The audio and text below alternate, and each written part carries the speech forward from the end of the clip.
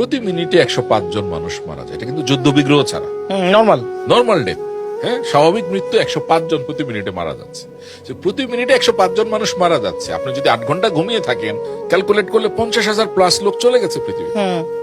আমরা এখনো জীবিত আছি। তার মানে হচ্ছে আল্লাহ পাক রব্বুল আলামিন আমাদেরকে আরেকটা সুযোগ দিয়েছেন to change the course of our life, আমাদের জীবনের দিক পরিবর্তন করার। আমি সেটার কৃতজ্ঞতা না করে সকালবেলা উঠবো যে আমার এটা নাই, আমার ওইটা নাই, আমার এটা হইলো না, এই চাকরি করে কি করব। ভাই, তোমাকে যে একটা সুযোগ আল্লাহ দিয়েছে, অনেকের তো সেটাও নাই।